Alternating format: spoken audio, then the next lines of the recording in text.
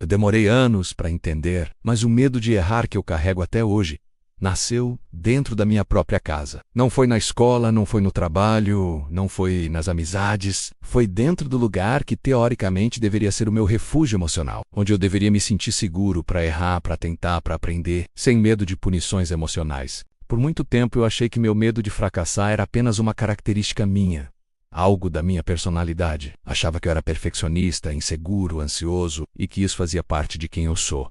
Mas olhando para trás, percebi que tudo começou com as pequenas reações dos adultos que estavam ao meu redor. Foram os olhares de reprovação quando eu não acertava de primeira. Foram os suspiros de impaciência toda vez que eu cometi um erro bobo. Foram as comparações com outras crianças. As frases que diziam: "Você é mais inteligente do que isso. Não acredito que você fez isso de novo, seu irmão conseguiria fazer melhor." E o pior, foram os momentos de silêncio. O desprezo emocional. Aquela sensação de que eu só era notado quando fazia algo certo. Que o carinho vinha quando eu acertava. Que o orgulho vinha quando eu tirava boas notas, quando eu fazia tudo do jeito certo, quando eu não dava trabalho. O problema é que uma criança que cresce com medo de errar vira um adulto paralisado. Um adulto que pensa 1000 vezes antes de tomar uma decisão simples. Um adulto que tem medo de começar algo novo, que prefere nem tentar, só para não correr o risco de falhar. E foi exatamente isso que aconteceu comigo. Cresci com uma cobrança interna que eu nem sabia de onde via, com um perfeccionismo que, na verdade, era só um escudo para proteger a criança assustada que eu fui. A criança que aprendeu cedo demais que o erro significava decepção, que o erro afastava o amor, que o erro trazia críticas e nunca acolhimento. E por mais que, hoje, eu saiba racionalmente que errar faz parte do processo, emotionalmente, o medo continua aqui. Em cada novo projeto que começo, em cada conversa difícil que preciso ter, em cada decisão importante, a primeira coisa que surge é o medo de dar errado. Eu demorei anos para perceber que esse medo não era meu. Ele foi construído, foi plantado dia após dia, dentro de casa. É saber que muitas vezes os meus pais também estavam apenas repetindo o que viveram. Eles também foram ensinados que o erro era sinal de fraqueza, que só os fortes acertam, que só os melhores merecem reconhecimento.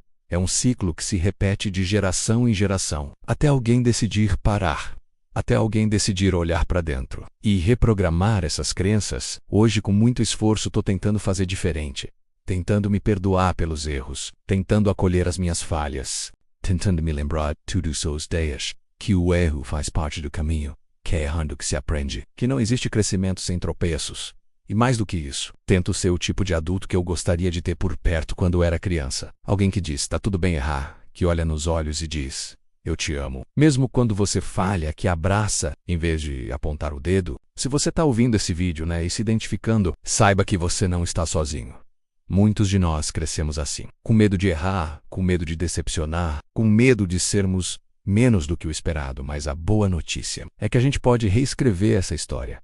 Podemos aprender a ser gentis conosco, a olhar para os erros como parte da jornada, a criar um ambiente onde o amor não depende de desempenho, onde o carinho não depende do resultado e, principalmente, podemos fazer diferente com as próximas gerações. Podemos criar filhos que saibam que têm valor, mesmo quando falham, que entendam que o erro não é o fim, mas o começo de um novo aprendizado. Eu demorei anos para entender, mas hoje eu sei. O medo de errar que eu sinto começou dentro da minha casa.